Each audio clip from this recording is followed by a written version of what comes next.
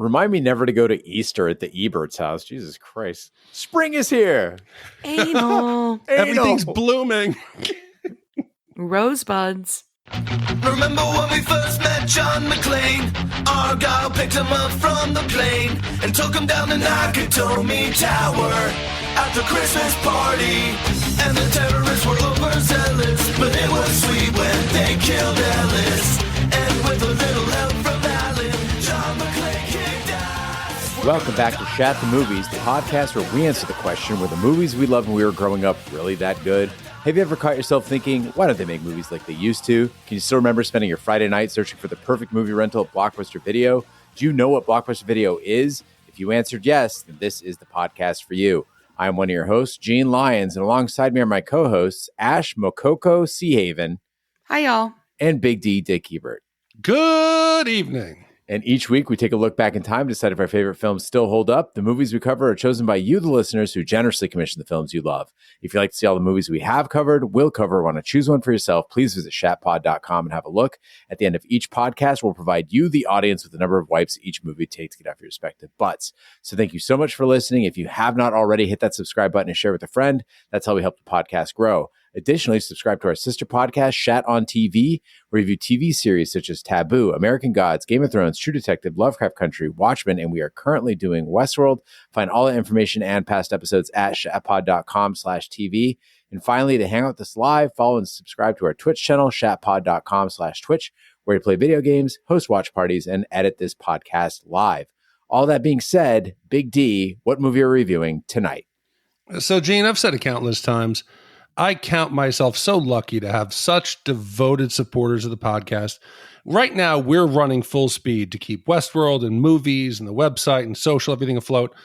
When this all slows down, I want to go back and I want to put together a list of all our supporters who've commissioned movies, because there are multiple commissioners who have done countless movies. And I want to do kind of a Mount Rushmore of our supporters. And this week is one of those who would be up there, Bralen D. He has already commissioned Friday, Little Giants, and tonight's movie, which is a great breath of fresh air around here. And he wrote in and he wanted us to do the 1998 science fiction film, The Truman Show. Well, and our commissioner wrote in and said, hey, Shat family. After 5 years, I feel we've all become a family with members scattered all over the world. I want to thank you for your hard work, dedication, and the greatness you bring each week. I wanted to continue the Jim Carrey train with The Truman Show. I love the next level take on reality TV with this movie. It was different from what I had come to expect from a Jim Carrey film in the 90s. I was about 12 at the time of its release, and it quickly became one of my favorite Jim Carrey films. The charm of Jim Carrey shines in this movie. Until this day, I stop what I'm doing and watch it, no matter what part it's at in the film. Thank you guys once again for all the laughter and endless amounts of fun. Well, thank you for all the support, Bralen. The Truman Show is a 1998 science fiction film directed by Peter Weir and written by Andrew Niccol. The film stars Jim Carrey as Truman Burbank, a man who grew up living an ordinary life that, unbeknownst to him, takes place on a large set populated by actors for a TV show about him. The supporting cast includes Laura Linney, Ed Harris, and Paul Giamatti. The Truman Show was a financial success, debuting to critical acclaim and earned numerous nominations at the 71st Academy Awards, 56th Golden Globe Awards, 52nd British Academy Film Awards, and 25th Saturn Awards. It has been analyzed as an exploration of simulated reality, existentialism, surveillance, religion, privacy, and reality TV, and described as genre blending, featuring elements of dystopian fiction, metafiction, psychological drama, romantic comedy, and satire. So we always ask the question where you were and what your memories are of the movie we're reviewing. Ash, we'll start with you. What do you remember about The Truman Show? So I saw this movie with my family. It was one of those weird films that my family just felt was quote unquote too cerebral for them to enjoy. They were much more like the America fuck yeah films or the, sci-fi films. And this one, it was like, I don't think they thought that a Jim Carrey movie, they were going to have to think. They liked movies without social commentary. Let's just put it that way. But I remember loving it when I saw it.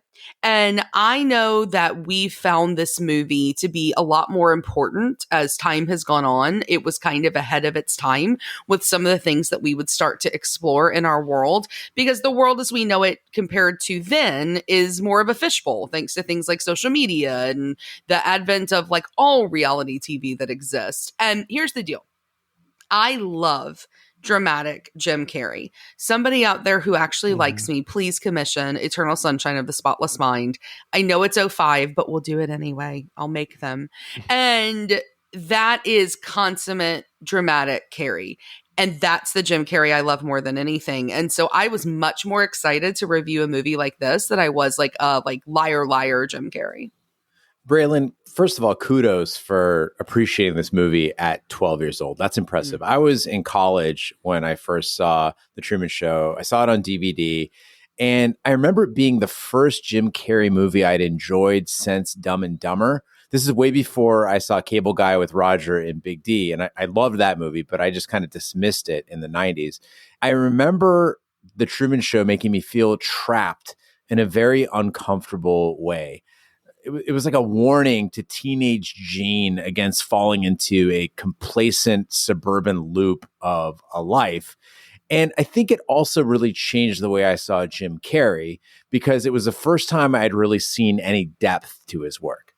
I mean, in those couple years between, let's say, 97 and 99, you had the Cable Guy, Liar Liar, The Truman Show, Man in the Moon, Me, Myself, and Irene. He was pumping out movies.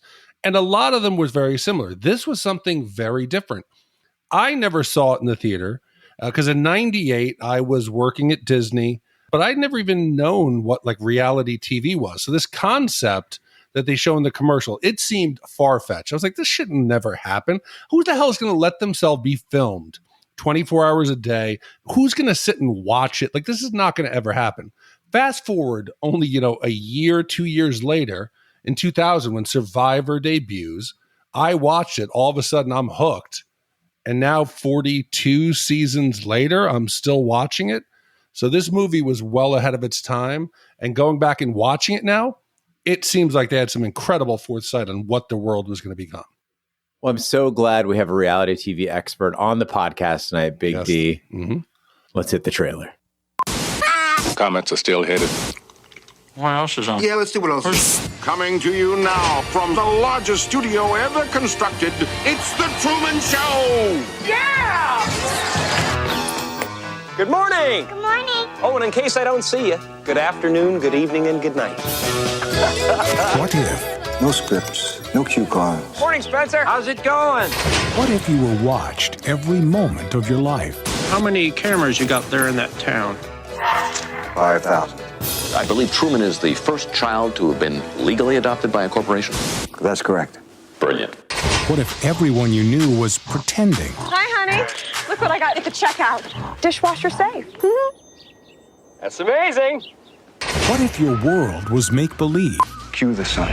While the world he inhabits is counterfeit. I'm not allowed to talk to you. That's how I look. Not your type. There's nothing fake about Truman himself. What if you didn't know it? Until now. A lot of strange things have been happening. Stand by ring cam. Is he looking at us? Does he think he knows? I think I'm mixed up in something. Something big. We accept the reality with which we're presented. Everybody's pretending, Truman. Get out of here. Come and find me. Truman? Anything happen? No. You may find yourself in another part of the world. Feels like the whole world revolves around me. Everybody seems to be in on it. I'm going away for a while. You may tell yourself, this is not my beautiful wife. You may ask yourself, how did I get here? I'm not in on it, Truman, because the last thing that I would ever do is lie to you. Fade up music. That's our hero shot. He's gone. Okay? Yes! Want to do it again? No! Find it. Truman, where are you going? You can do it. How do we stop him? Give me some lightning. Is that the best you can do? Cut transmission! I like your pen. I was wondering that myself. Jim Carrey. The Truman Show. Watch what happens.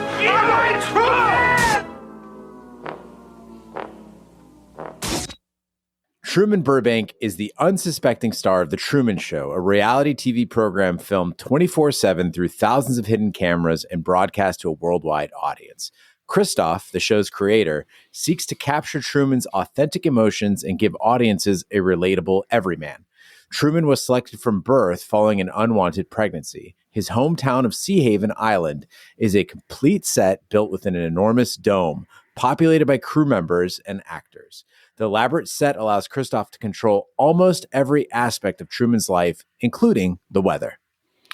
So as the resident reality TV expert on the podcast, I found myself asking questions I normally do that have nothing to do with the movie. Like, how do things work? What's the ground rules? Where is the brackets and the rules for the Hill Valley tournament? How does this work? Because Truman's World, in order for it to work, you would have to have every single cast member, actor, anyone on screen be willing to give up their life and their freedom as well to live in this town, to always be around. Truman's life doesn't stop. This would be a logistical nightmare for the crew. What happens if somebody gets sick or dies? What happens if an actor just wants to move on and quit the show unexpectedly? There would be so many difficult things to pull off. And I think once you got beyond the age of 6 for Truman, it would be almost impossible to have this be real. I mean, to a degree, I imagine they would handle it the same way they handle any of those problems on a regular TV show, right? Somebody dies, you write them out of the script. You know, somebody gets sick, you write them out of the script. They leave the show, you write them out of the script. Big D, I can't imagine going with you to like Star Wars. Why? Or like watching Westworld with you on the couch. Be like, well, shit, well, that would never fucking work. I mean, what, they're on horses running on a spaceship? How's that possible? It's a pod racer? Exactly. I need rules. And that's why I hate the fact that now we know the Jedi can heal people, because I keep saying justice for fucking Qui-Gon Jinn. Obi-Wan, why didn't you heal the wound? He could have survived. So yeah, it's retconning shit. It bothers me. He wasn't a full Jedi yet. There's an easy answer to that. He still had the rat tail. He was a Padawan. You could have fucking tried. Well, he didn't. All I'm saying is that the entire premise of this movie is crazy. You're right on that, Big D. But I don't think The Truman Show is intended to be a how-to. I think it's more of a what if. Okay. I completely agree. And that's why I argue, I like chuckled to myself when you were reading the description, the sci-fi film, The Truman Show, because that is not how I would describe this. This is a horror movie for me. This is a dramatic horror film because it's terrifying to think about somebody watching you 24/7. And there's this opening where he's talking in the mirror and he's doing something so stupid and lame and he's making those faces and pretending like he's on a spaceship.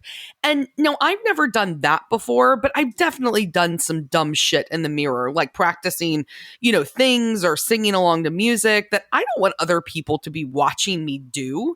And in my mind, this all spirals very, very quickly for me of like, what the fuck are they broadcasting him doing? Like, do they broadcast him jerking off? Yeah. Do they show him having sex? And it's like my fear, like when people die, that they can see us doing all the things. It's not comforting to me to be like, well, they're still watching us.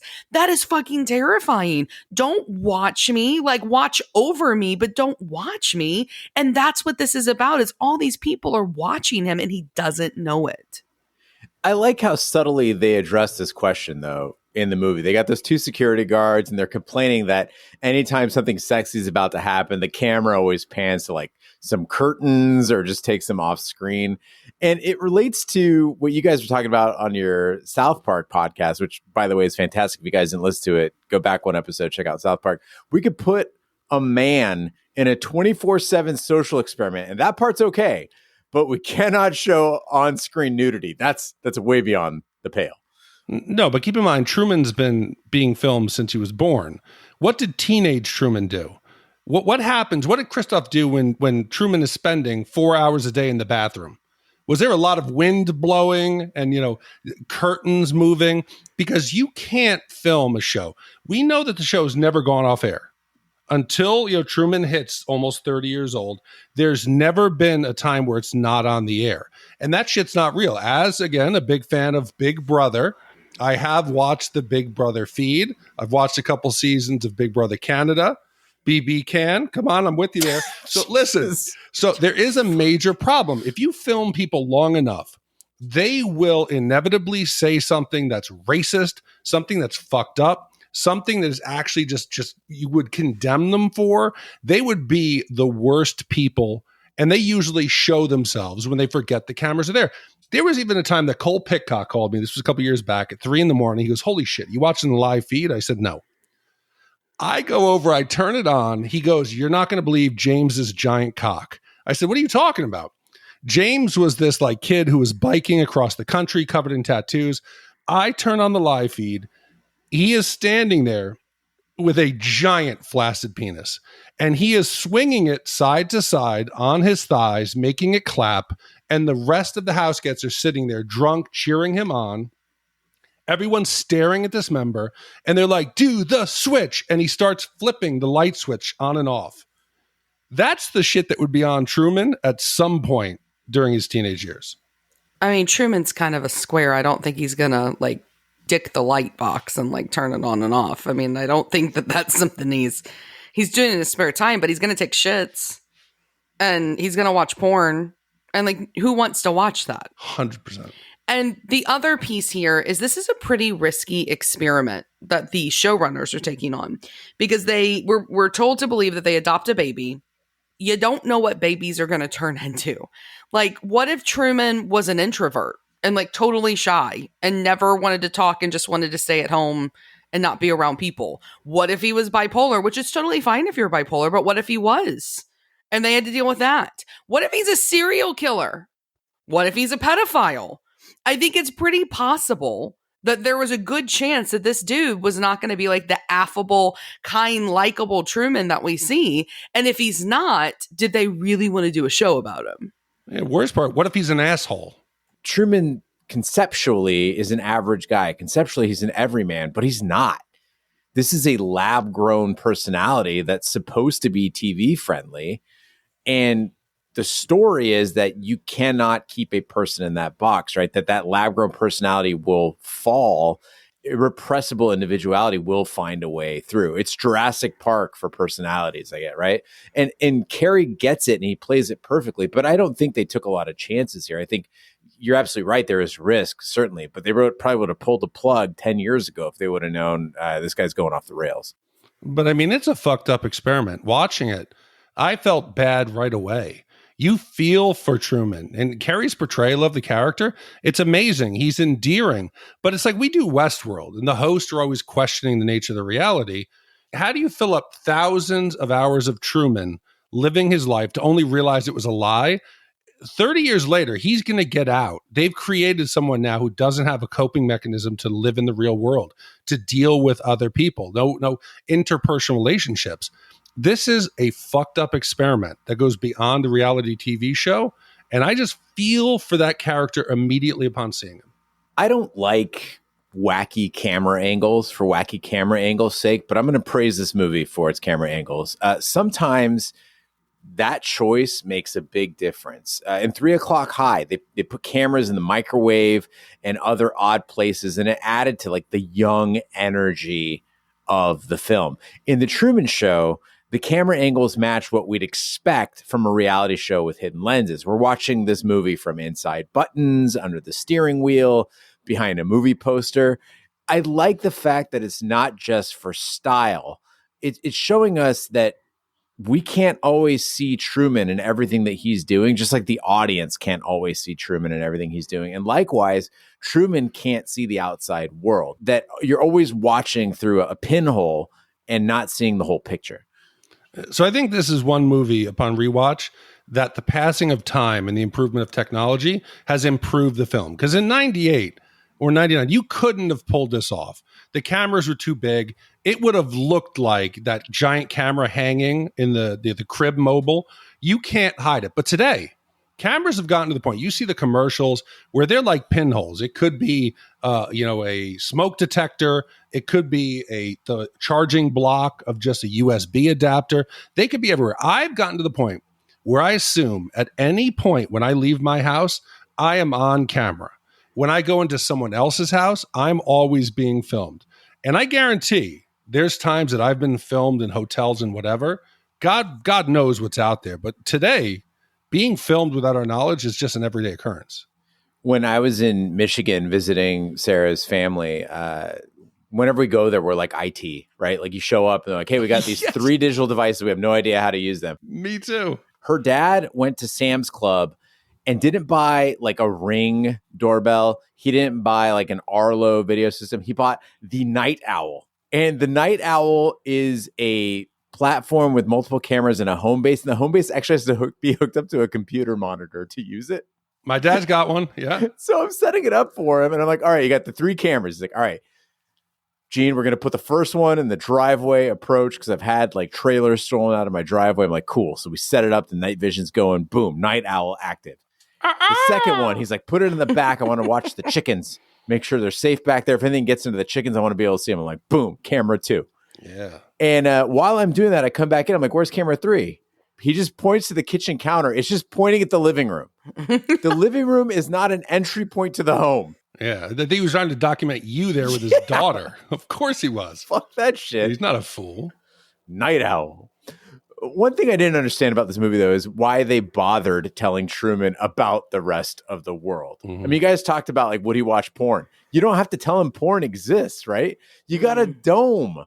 You're trying to control this man's life from the time he's a baby. Wouldn't it make more sense to just create a world for Truman where Sea Haven Island is the whole world? Like, he's a lot less likely to want to visit Tahiti if he doesn't know Tahiti exists. Maybe also tell him that people disappear for a week at a time. That's a normal thing that happens when you get older. It's obvious they're doing it because they want the character of Truman to be more relatable, that he lives in the same world as the people who are watching the show. But they should have gone the route of M. Night Shyamalan's The Village. Have either of you seen this? Of course. Okay, so for anyone out there who hasn't seen it, it starts off, it's like this Amish-style 19th century community. They're living out in the middle of this like deep woods. It's some world of time past. They believe there's this big creature that lives in the woods. They have a truce with the creature that says as long as people stay out of the woods, they'll be left alone. But in the end, it turns out that the community actually isn't in the 19th century. It's actually modern day. And the monster that they're all afraid of was just one of the village elders dressed up in the costume. If they had put this on an island, if they had created some mythology, they could have much better controlled Truman. To prevent Truman from discovering his false reality, Cristof manufactures scenarios that dissuade Truman's desire for exploration, such as the false death of his father in a sea storm to instill aquaphobia. During his college years, Truman was intended to fall in love with and marry co-student Meryl, but he fell for Sylvia, an extra. Although Sylvia was quickly removed from the show before she could disclose its nature to Truman, he continues to remember her and secretly dreams of a life with Sylvia outside of his marriage to Meryl. In the real world, Sylvia is part of the Free Truman campaign, which fights to have Truman released from the program. So there's this like dystopian aspect to this story, which is you have to wonder what kind of society supports a show like this. Because like I get that people like you, Big D, like to watch reality TV. I think there's this Schadenfreude piece that exists of reality TV where I can watch things like Real Housewives of New Jersey, Beverly Hills, especially Teen Mom, and I go, fuck, I feel so much better about my life. And I do. But the difference here, and even for the ones you watch, like Big Brother, is that those people choose to be on that show. They're on them by choice, and they only hurt themselves by being on it. And here, Truman, he's totally alone. He's lacking all agency. The world knows. It's not like they're like hiding the fact that he doesn't know that the world outside of this show exists. They know what they're doing to him. And they do some pretty awful stuff to him. Yeah. They kill his dad. Guys, as a little boy, the world watched them kill his dad.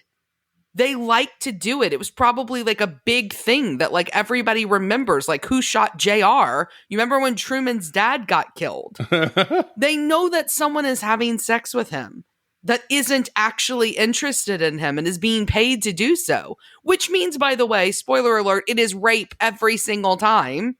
Like, this society is so fucked up.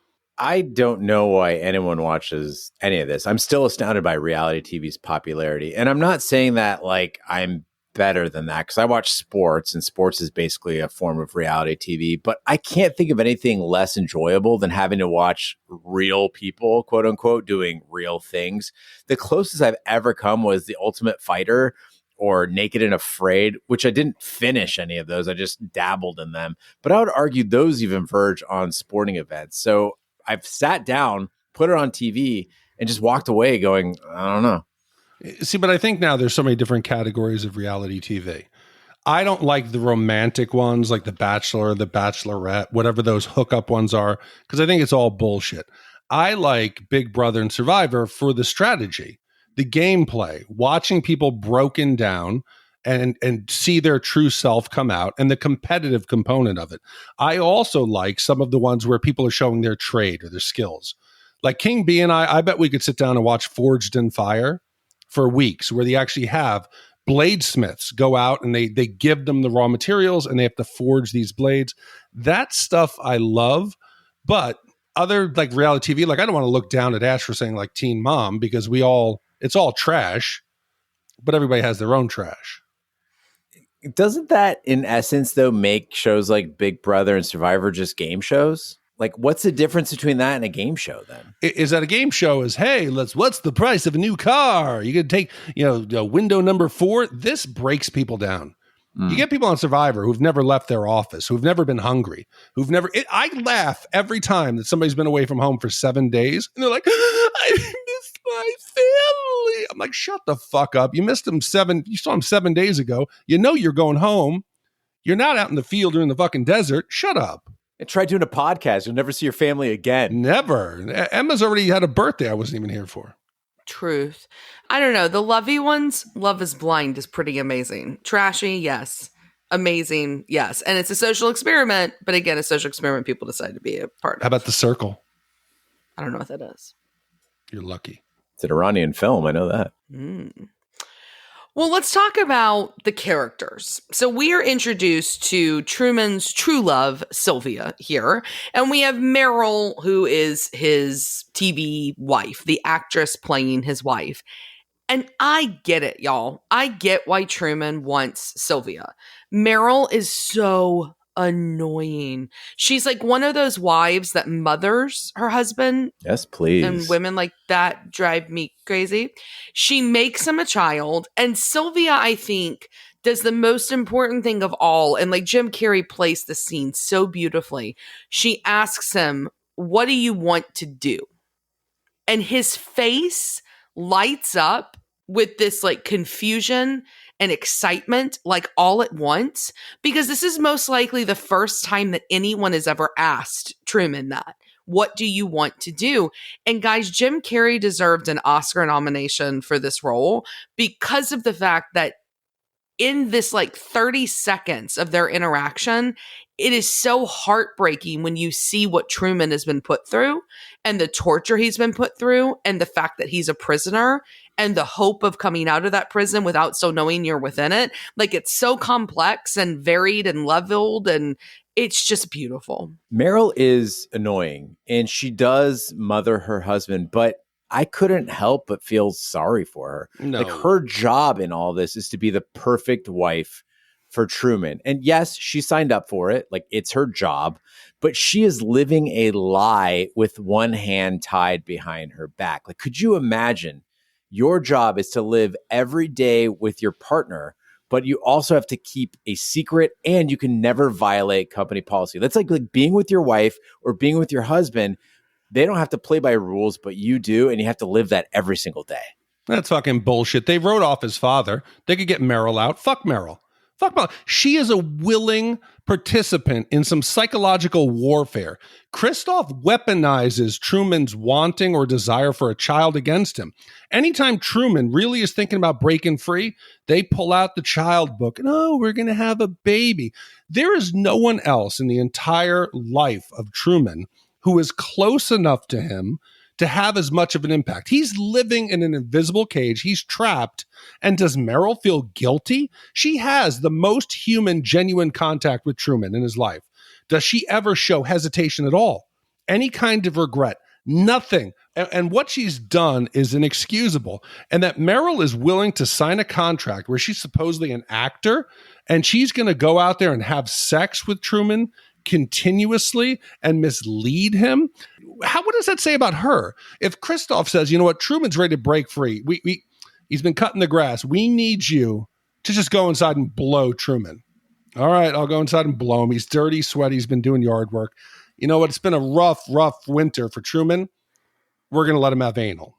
And we know she can complain because she breaks the fourth wall. Is that what you need after a rough winter? I'm suddenly glad Big D lives in Florida and I live in Arizona. Jesus. Rough winter, anal. I don't know. Maybe give him something to look forward to. You know, spring is coming and maybe the back door is open, whatever it is. But we know that Meryl, she breaks the fourth wall. And she complains when Truman starts to kind of really break down and, you know, he acts a little bit erratic. And I can't work under these conditions. You got no problem working under Truman. But now all of a sudden, this is ridiculous. Meryl is the worst person. She's the worst person in this entire movie. But Big D, you're the reality TV expert.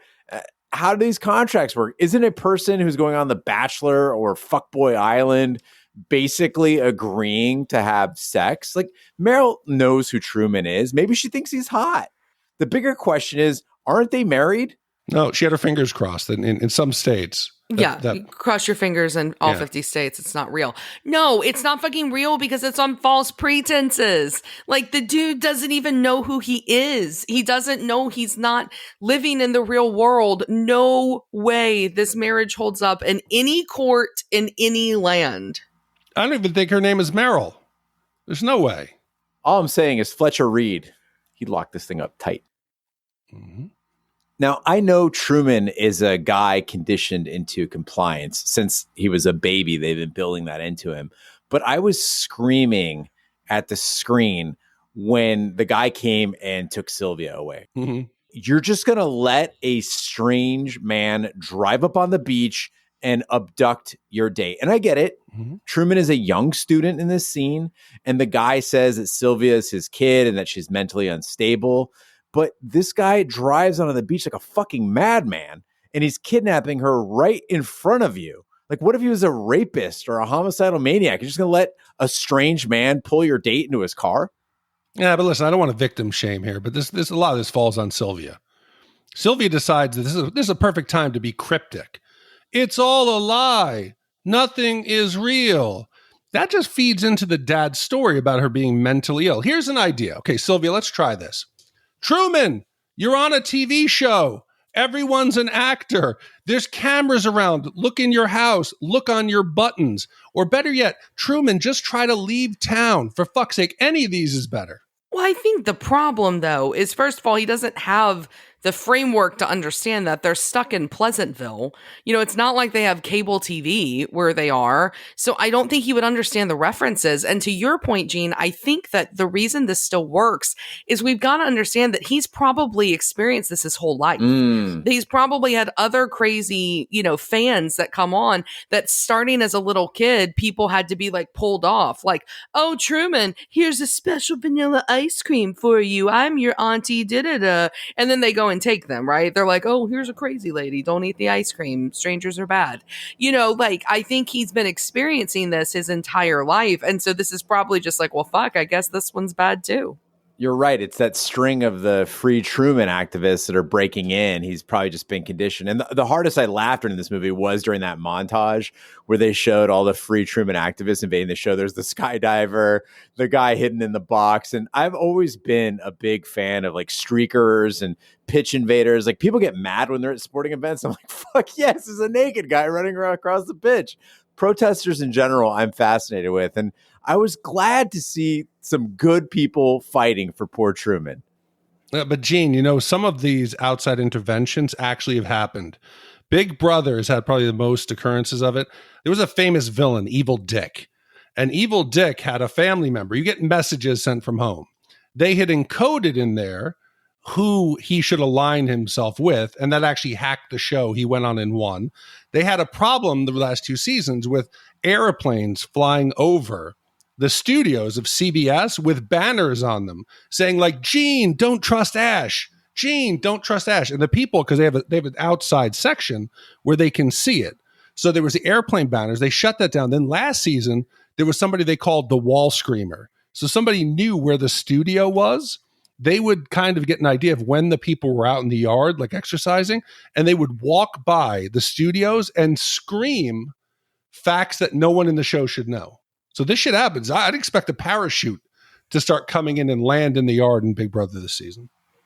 Yeah, I mean, this is the one thing I call BS on in this film, is that while you would have the crazies trying to hack the show, somebody would have brought this before, like, Congress.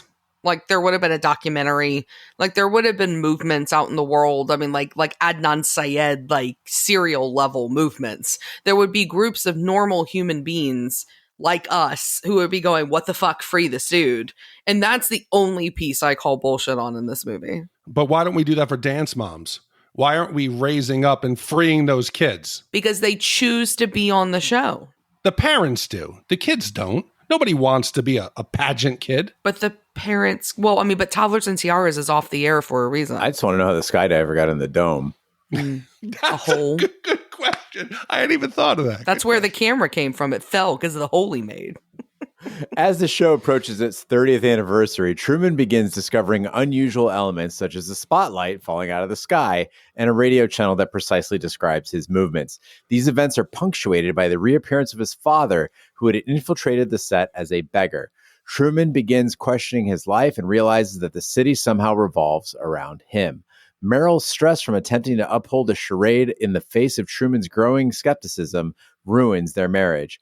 During their argument, Truman determines that Meryl is part of the conspiracy and holds her at knife point. She breaks character and she is taken off the show.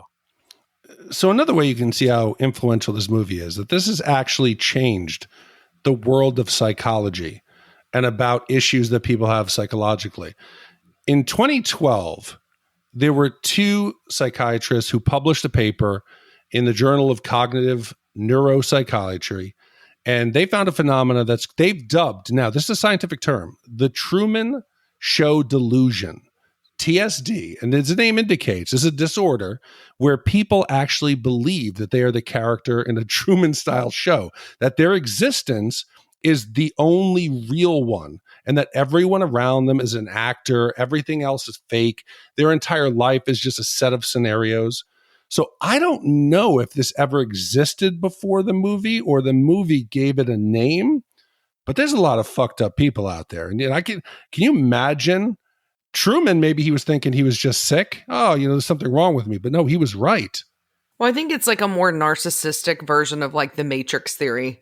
Like we're all living in a simulation. I think it's that, well, I'm the star of my own television show and everything's revolving around me because everybody's out to get me. But both ideas of reality being broken, I think, are inherently connected. And that, I think, is the natural progression. The simulation theory, I think, is the natural progression from this Truman Show delusion of I'm being watched to I don't exist. Guys, we actually are in a fucking dystopia. Ugh! I mean, that's what you realize with all of this, right? Is that that's where we are, because as technology increases to allow for these things, that's the natural extension of what Truman's gone through. What we need to do is go find some woods in upstate New York, some scary costumes. I could do just it. go back to our 19th century ways. It's going to be beautiful. That's right. We need Adrian Brody. Shat Village. Well, and if you don't listen to our Shat on TV podcast, please do so, because we are wrapping up our Westworld coverage currently. And I can't help, because we're so immersed in the Westworld world right now, I can't help but make connections between the two. Truman starts to feel himself getting off of this loop that he's been given by these show producers, where the day is the same and he gets attacked by the dog and he gets his coffee and his paper and so on and so forth. And as that loop fails him, the world around him starts to fall apart, as his reality starts to fall apart. And the way that Jim Carrey builds with like this quiet terror and with a very well-placed rage is really powerful. He just gets angry because he just wants answers. And now, granted, I may be a little more vocal here, but I think he's having a really real reaction to the world around him, his situation. And it's scary to watch him be manipulated by his best friend after this fight with Meryl, where he goes and just really gaslights him. And I felt so sad for Truman because you feel that justifiable anger about what Meryl's doing. And he doesn't know what she's doing, but he knows something's off when she's doing the announcement and the advertisement at the coffee. And then his best friend tries to back him down. It's so scary and sinister to watch that scene. And the Westworld parallels are definitely there. I mean, it's on an island, just like season 1 of Westworld, spoiler alert. People have cornerstones. And I was thinking about the cornerstone thing. You know, it's the person that you keep coming back to, the thing that always draws you back into your loop. It's not really Meryl for Truman. It's actually his best friend. And that's the one that hurts the most. You've also got Ed Harris there. And watching Truman release that rage and release that frustration, that darkness, it feels like a parallel to Jim Carrey himself and the way he's progressed as a person in the public eye. I mean, he did that goofy shtick on In Living Color. And then he went on to that next phase where he was like this rubber-faced cartoon, right? On The Mask and Ace Ventura. Then he did his dopey thing in Dumb and Dumber. But you could gradually feel something else that really needed to come out. And then once his career hit The Cable Guy and The Truman Show, you got the full Carrey. You got that darkness. And it's the best version of him. It's so cathartic to watch. And you mentioned that product placement, and we laugh at how silly product placement is in The Truman Show. They hold the thing up, they say the line, the camera's got a perfect shot of it. But I really do think that product placement needs to be a bigger thing. It's a better way to advertise. I am a shameless Premier League fan, and I adore soccer for its lack of commercials. That's how sports should be. They put brands on their kits. They put brands all over the stadium. They put brands on top of the score line. Just don't interrupt the game for commercial breaks. And I think that's the way it should be. The same thing goes for TV. I would rather watch my NBC Nightly News with Lester Holt and have Lester Holt on camera drinking an Ovaltine and eating Tostitos than stop every 5 minutes for whatever nightmare creative an agency dreamed up for Progressive Auto Insurance, right? Just put the thing on camera and let me see someone enjoy it. I agree, Gene. And that's why everyone here at Shat the Movies podcast, when we get thirsty, we drink our Diet Pepsi. Or Gene, what do you like when you're thirsty? I like a good Diet Dr. Pepper. Wow, that sure would be refreshing. Gene actually just drank one, just so you know. But the studio executives, Gene, missed this point completely on what they're trying to say. They wanted the movie to have real products. So, you know, when you have Marion out hitting golf balls, he'd be holding a Budweiser. You have his wife holding the Chef Pal that grates, dices, and peels. She would be holding some real kitchen product.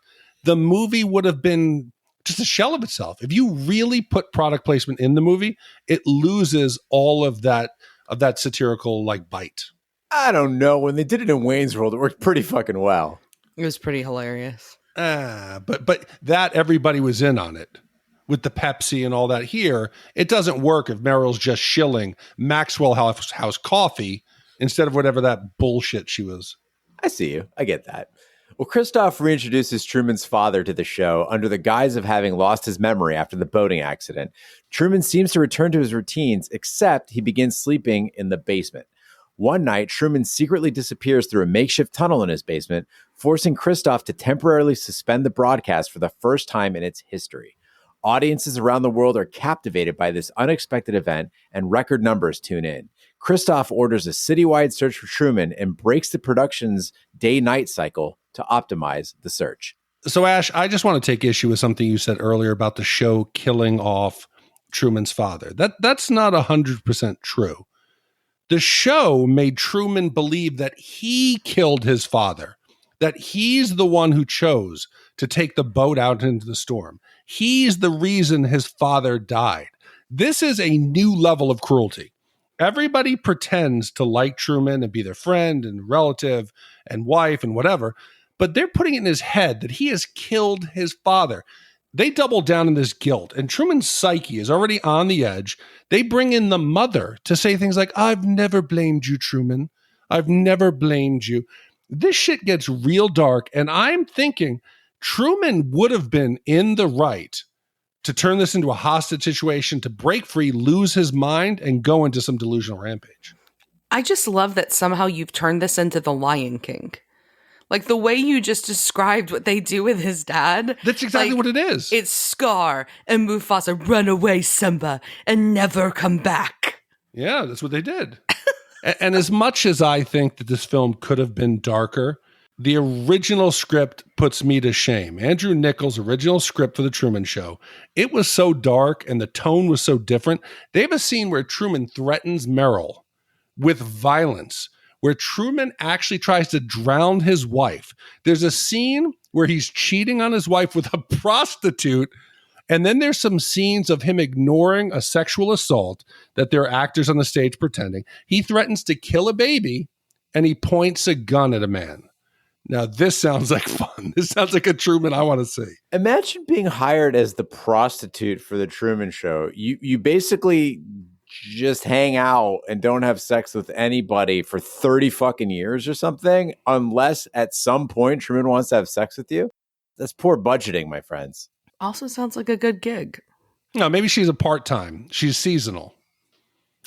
In the spring, she only does anal. In the spring, yeah. When everything starts to bloom and open up. Yeah. Rosebud.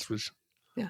Well, Cristof discovers Truman sailing away from Sea Haven and creates a violent storm to stop him. Truman sails until his boat strikes the wall of the dome and he discovers an exit door.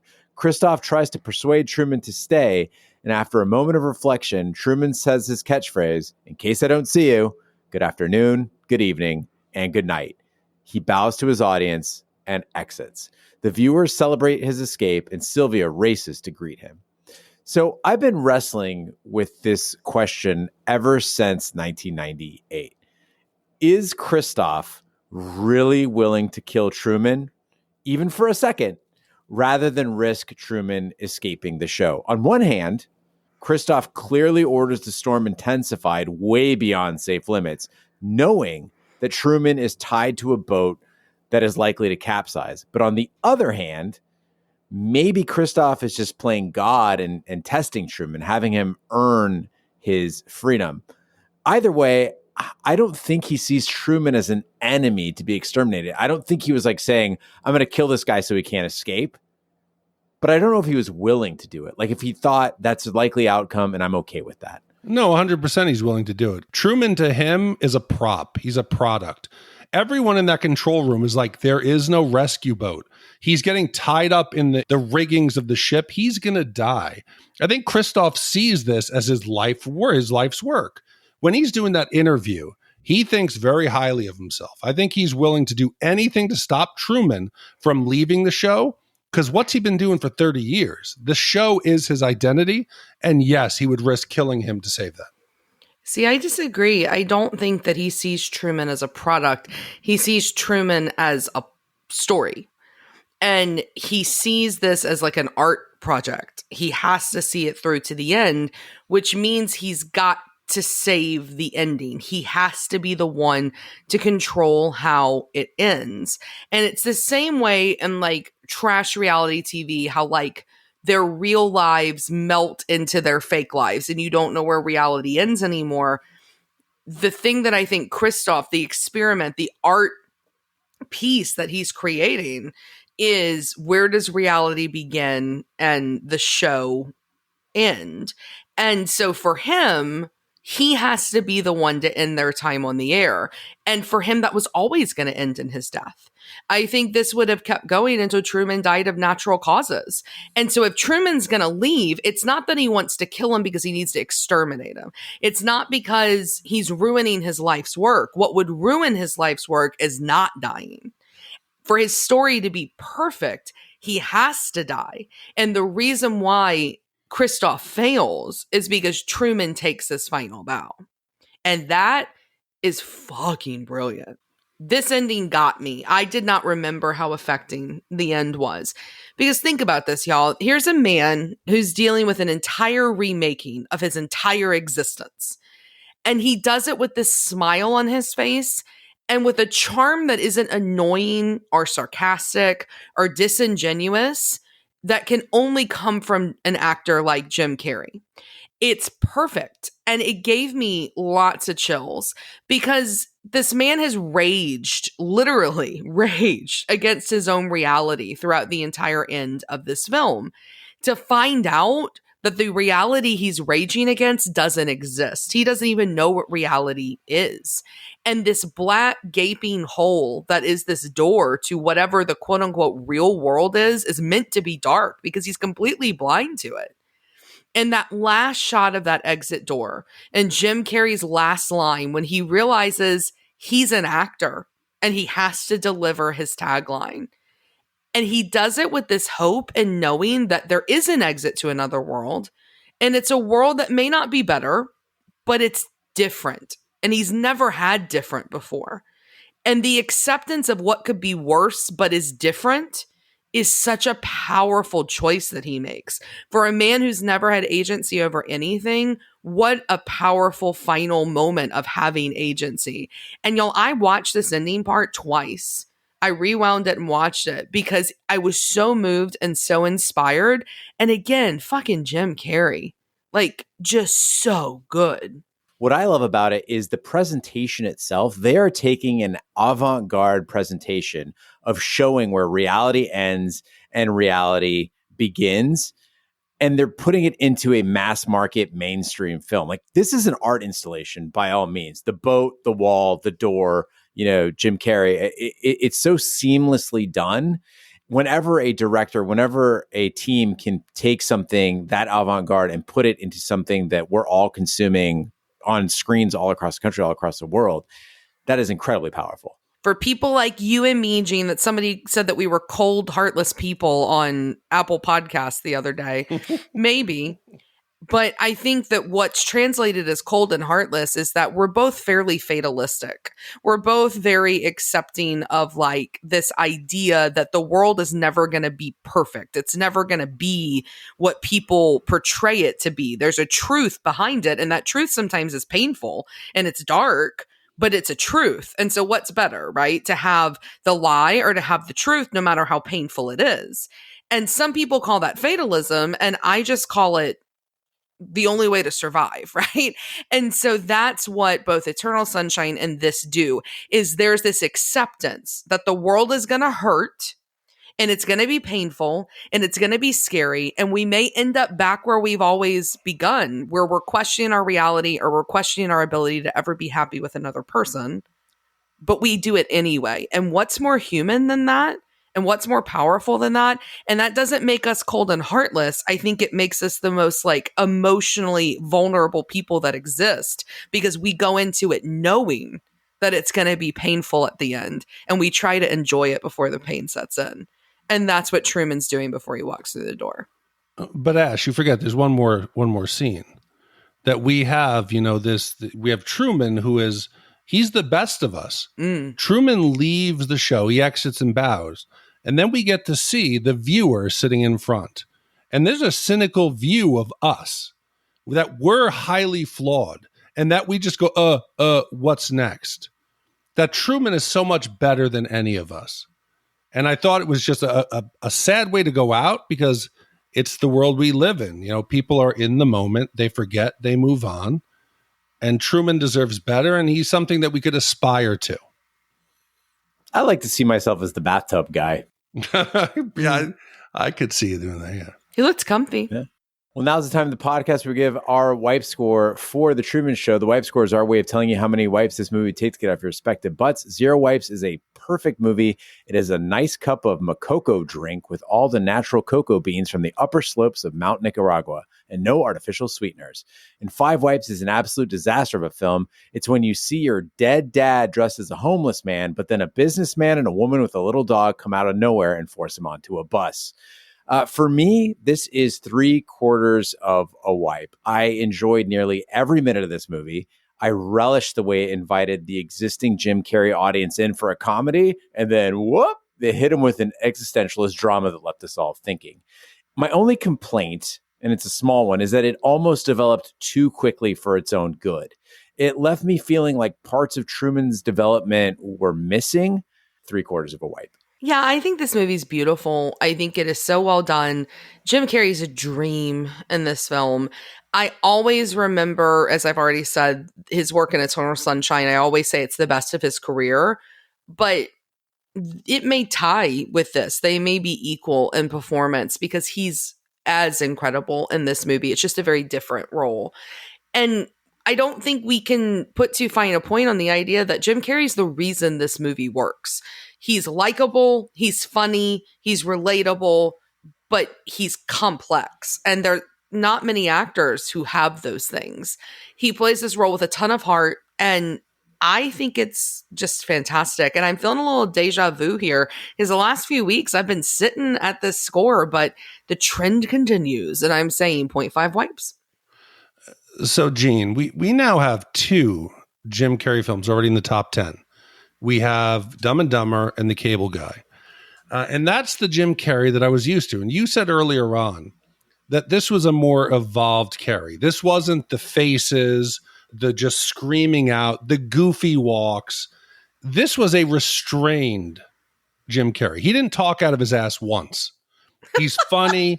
He's charming. He's disarming. He's wonderful. Without him, Ash, you're right. The film doesn't work. I thought the film was smart. It was sharp. It was satirical of reality TV, of just life in suburbia. And it's done in a way that I don't think condescends to the audience. Mm-hmm. I think anyone could enjoy this film. It had a heart. It was just a wonderful, inspirational tale. It made you feel good. And I think this is one of the best. It might not be acknowledged because a lot of people I don't think have gone back and watched it. But this is one of the best films of Carrey's filmography. I think it's a half a wipe. So with half a wipe from Big D, half a wipe from Ash, and 3/4 a wipe from me, that gives us an average wipe score of 0.583 repeating wipes for The Truman Show. So Gene, with a score of 0.58, that now means we have 3 Jim Carrey films in the top 24 because The Truman Show is tied in the 24 spot with some heavy hitters. Full Metal Jacket, Goodfellas, Happy Gilmore, and Boogie Nights. Boogie Nights, I think, is a film that sits nicely with us. Complex, flawed characters. Makes sense. More porn. Well, thanks, Bralen. I hope we did it justice. Big D, I know we have 2 voicemails this week covering previous Jim Carrey movies that we've done. We do, Gene. The first one covers The Claw. Hey, guys, it's Riley. I think this is my 5th time trying out this thing. I just can't get the right, message down. Anyway, I'll just jump right into what I was going to say. Just about the Liar Liar episode, Gene pointed out something about in that podcast about parents doing the claw with their kids.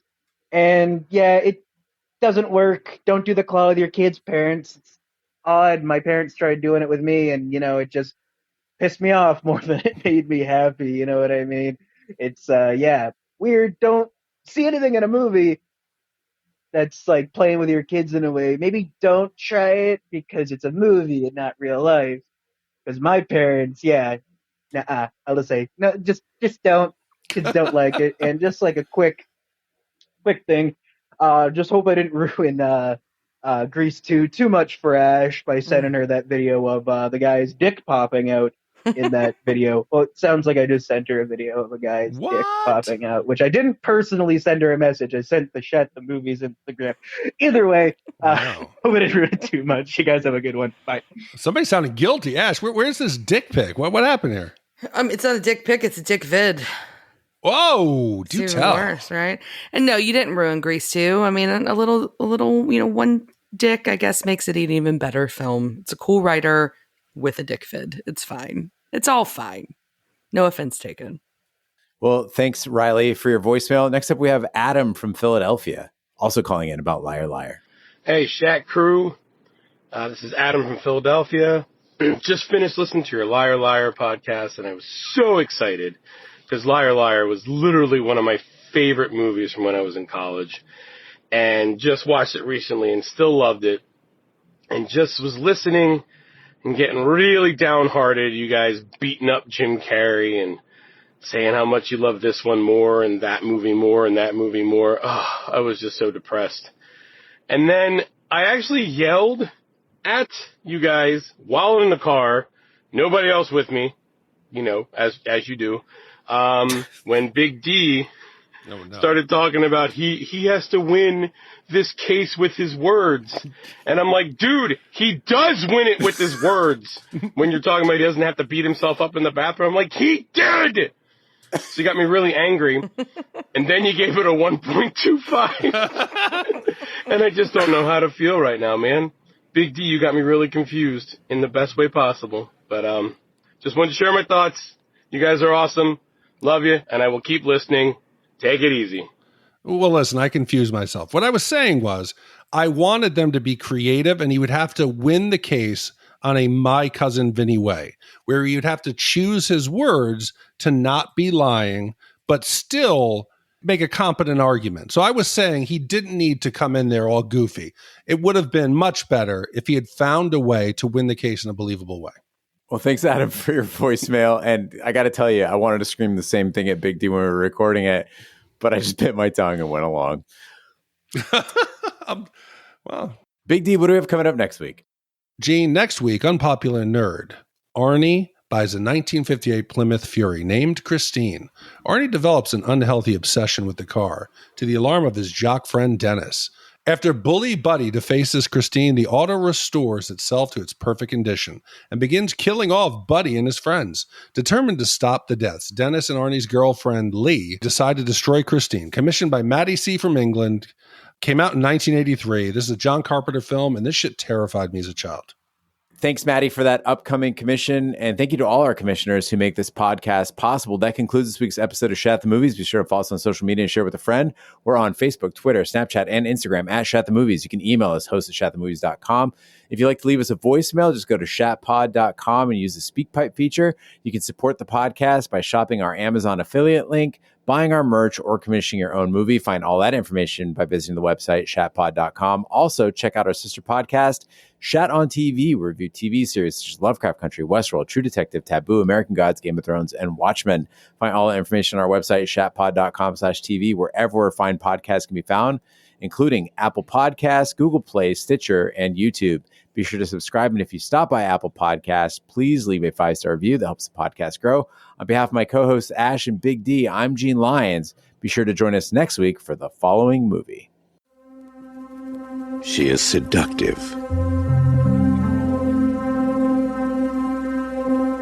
She is passionate. She is possessive. She is pure evil. She is Christine, a 1958 Plymouth Fury, possessed by hell.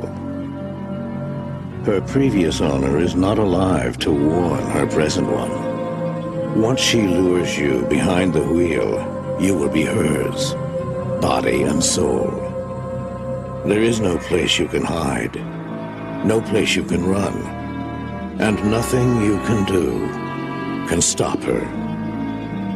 Because how do you kill something that can't possibly be alive?